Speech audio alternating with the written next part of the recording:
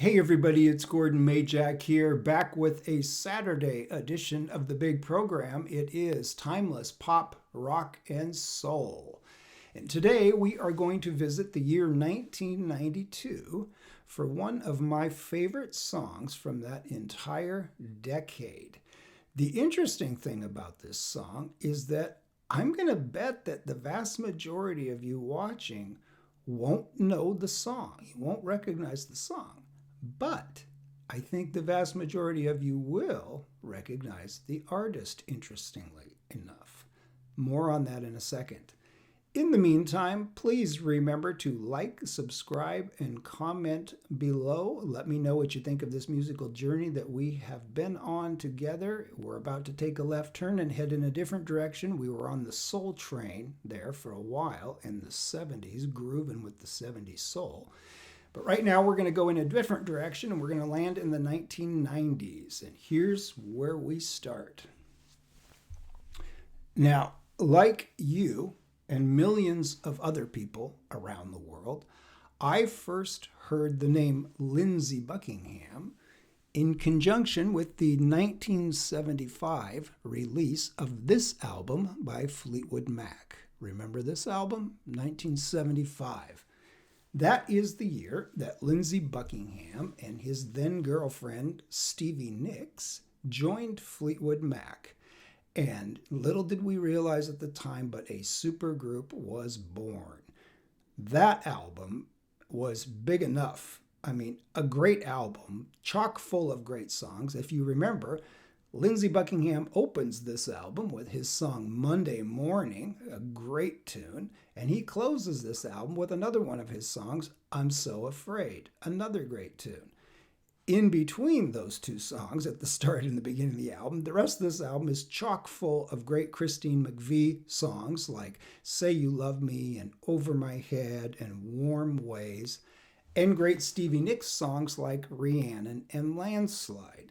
This was a monster album and it came out of nowhere in 1975 to be a huge success.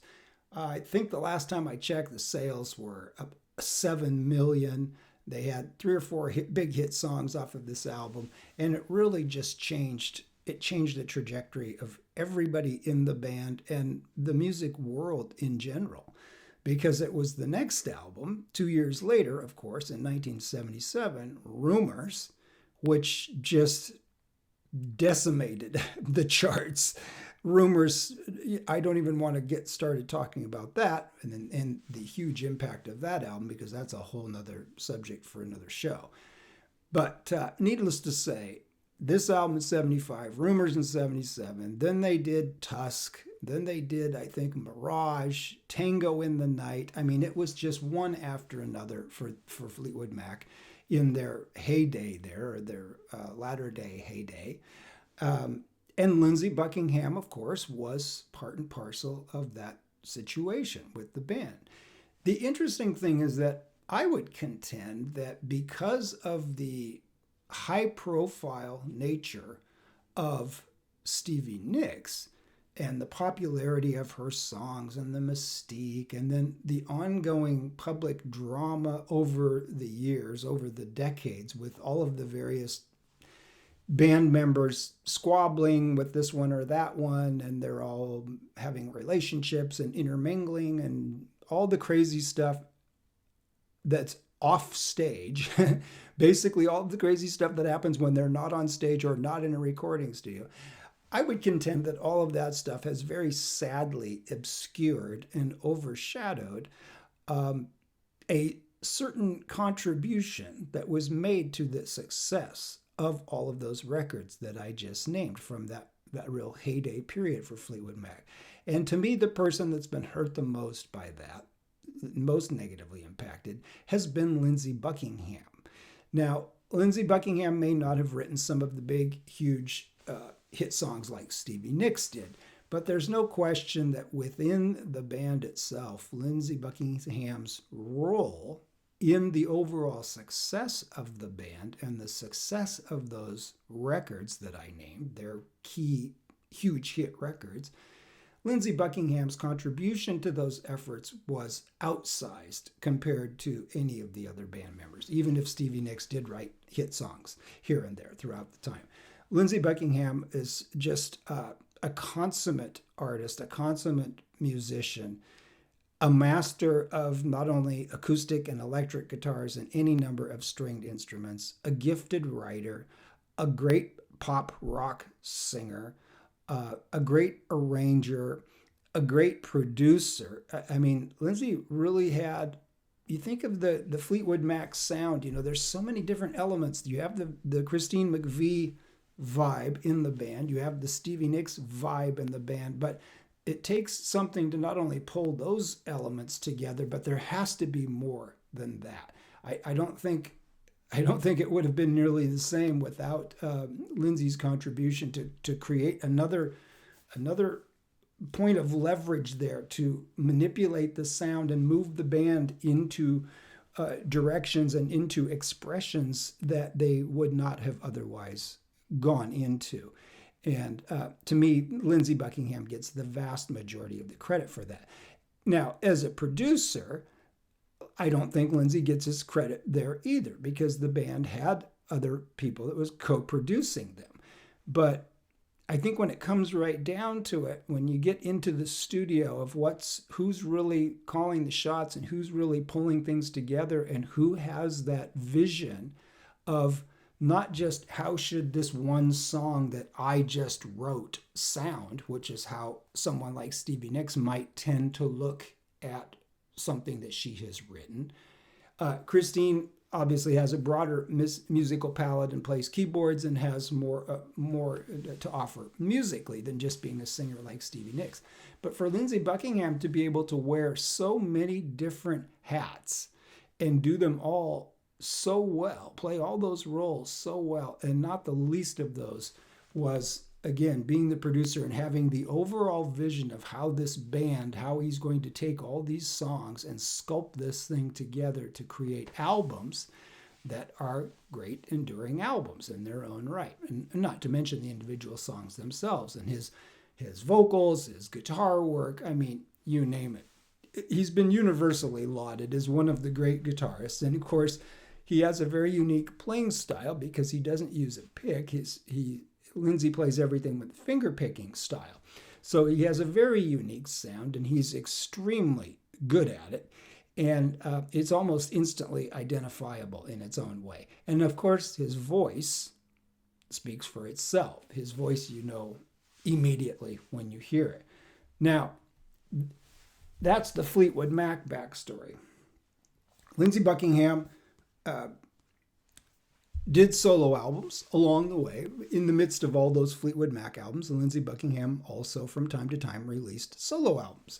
Starting in 1981, in the midst of the Fleetwood Mac era, with an album called Law and Order, which had a hit song on it called Trouble. You may remember Trouble. That was his first solo song.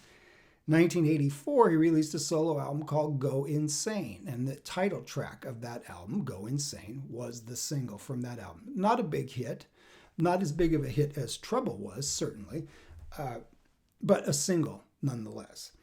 Now, this album that we're talking about today comes from 1992, and this is the cover of Lindsey Buckingham's, well, it's not the cover, but it's one of the internal shots. I always like this picture.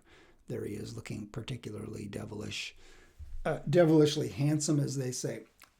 1992, and the album is called Out of the Cradle.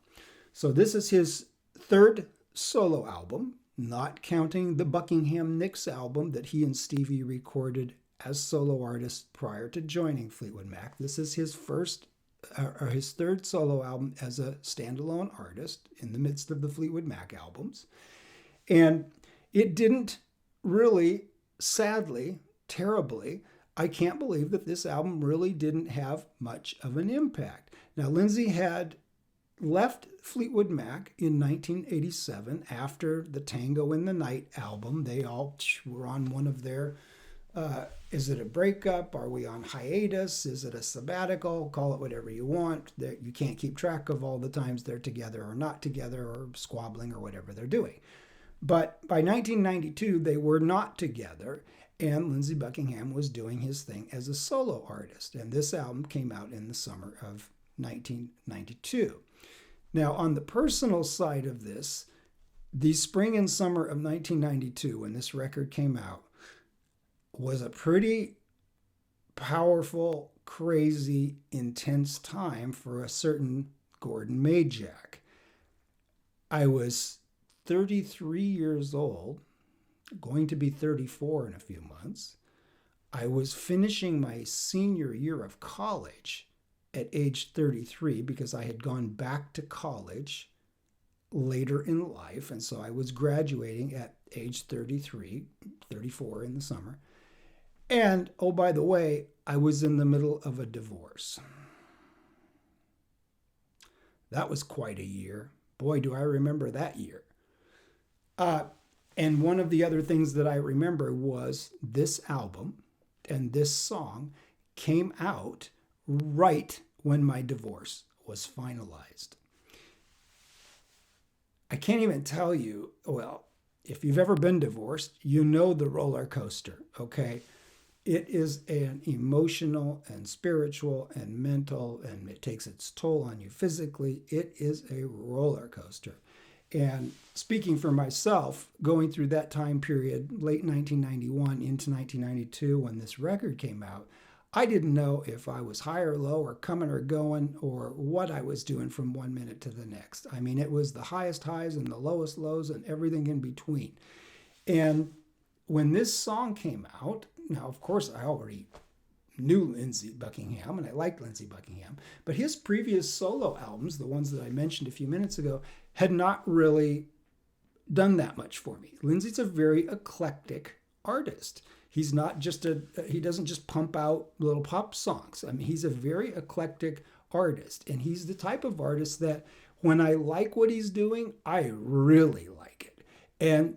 But the flip side of that is that I don't always like everything that he does, because sometimes he gets a little too eccentric or a little too experimental or whatever that isn't really necessarily what I want to hear from him. I admire that he's able to do that and stretch the boundaries of stuff sometimes. And I like many of the ways that he does that. But I don't just automatically like everything that he does, to give you a context of how I feel about Lindsey Buckingham. But when this record came out, this song spoke to me. Listen to these lyrics, okay? Just listen to well, first of all, there's so much to absorb in this song because it is so beautifully constructed and it is so layered. And Lindsey Buckingham has got so many things going on in this track, not only from a playing standpoint as a musician, as a guitarist, but he's playing a number of instruments. First of all, he's not just playing guitar. He's playing a number of instruments on this, and he's the producer and arranger and, of course, the singer and everything else. So I know there's so many things, so many cool things that he has going on in this song all at once. But if you can try to focus on the lyrics, these lyrics capture my soul. This is where I was as a person when this record came out. And I swear to God, I have it on pretty good authority that he wrote this song for me and was singing to me, because this was me. And it reminds me of something which I will tell you after the song. But from 1992, the Out of the Cradle album, the song is called Soul Drifter.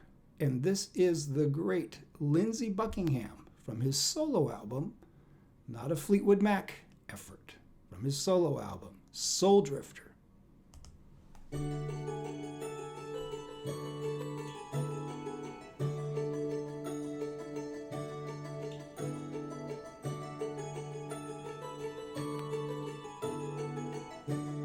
Listen to these vocals.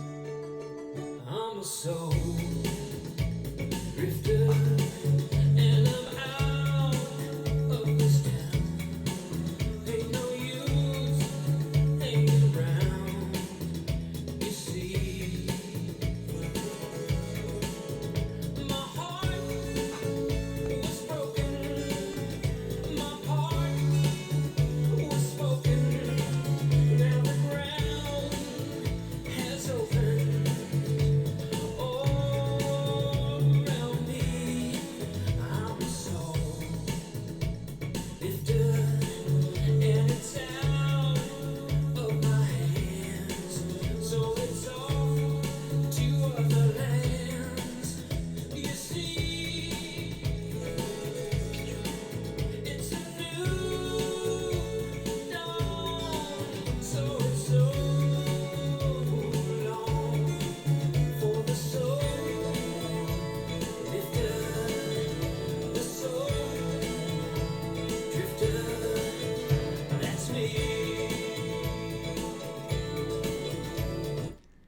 I got to pause it just for a second so we don't get blocked.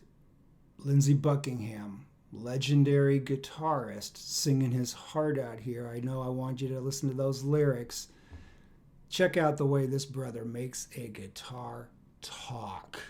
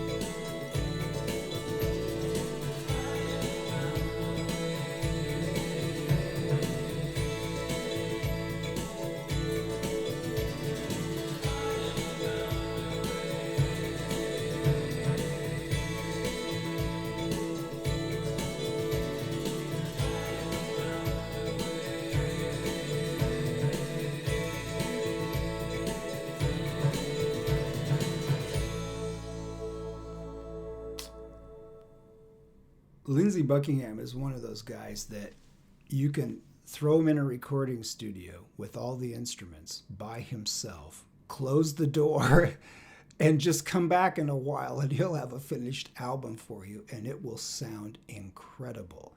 Because Lindsey really, I go back to that thing of the vision as a producer. Lindsey has that ear that he's not just listening to his guitar parts and thinking of his guitar parts and how is he going to do that and how is he going to get solos and do his business as a guitarist. He really has that broader musical understanding of knowing how to layer productions and layer so many parts and so many instruments into that mix that you just get that incredible sound. And of course, you can't not notice the obvious Fleetwood Mac inflections in a song like this, like in Soul Drifter. But guess what? This is not Lindsey Buckingham. Let's get the facts straight here. This is not Lindsey Buckingham copying the Fleetwood Mac sound in his solo career. This is the sound that is Lindsey Buckingham that Fleetwood Mac partook of on their albums. But this sound that we are hearing is fundamentally the Lindsey Buckingham sound. Make no mistake about that. And that's why, because his sound is so beautiful and so well developed and so rich and so mature musically in so many different levels. He's got so much talent in so many different areas. Because of that, when you then add to that Christine McVie and Stevie Nicks as individual artists with their own musical visions, you put all that into the context of Fleetwood Mac with that back line of John McVie and Mick Fleetwood. And there's your supergroup. I mean, it's an unstoppable force when it's at its best, but of course, it tends to burn itself out. But Lindsey Buckingham, 1992, that was the story of my life. And those lyrics, it reminded me, I wanted to say this before, it reminded me of, I remember thinking back to the Beatles song, Nowhere Man. Because I always loved the song Nowhere Man. It's one of, I mean, the Beatles have so many millions of great songs that I love them all, so I can't say it's my favorite Beatles song, but it's certainly one of my top favorite Beatles song, Nowhere Man from Rubber Soul in 1965. And I always, even as a kid, even before I was old enough or mature enough to understand what they were singing about in Nowhere Man, I just intuitively knew that I loved that song and I loved those lyrics. And I, at whatever intuitive level I was capable of, I felt those lyrics and I felt I was the Nowhere Man. I could identify with those lyrics. Now, fast forward all these years later to 1992 and Lindsey Buckingham and everything else that I was going through in my life at that time when this song came out, just like dropped right in the middle of all this drama in my personal life. And of course, having already known Lindsey and loving Lindsey from Fleetwood Mac anyway, hearing this song was just, he's talking to me. How in the hell does he know what's going on with me? Because I'm sure he's singing about me. I couldn't get that out of my head, and it has always stuck with me. And now the other thing I will say about this album, Out of the Cradle, unlike Lindsey's other solo efforts, which I would not have deemed required in my collection, this album, Out of the Cradle, is actually worth finding and worth pursuing. It is far and away, in my mind, his best solo album, and there is a number of songs on this album that are just classic, vintage Lindsey Buckingham doing Lindsey Buckingham stuff. I don't even want to spoil it because some of those songs I may end up coming back to. I know maybe one of them I think I will end up coming back to in future episodes, so I don't want to totally spoil it. But yeah, Out of the Cradle. This was, Soul Drifter was the single, but I don't think it went anywhere. I don't think it had any chart success in particular. I don't think the album did much, but it's a worthy album of looking into. And of course, this song speaks to my soul. So that's it today for Lindsey Buckingham. A tip of the cap to the great Lindsey Buckingham. I could listen to that guy all day long doing that kind of a groove, right? So coming up on our next one, we are going to stay in the 90s for just a little while longer. Got a few more things to explore here.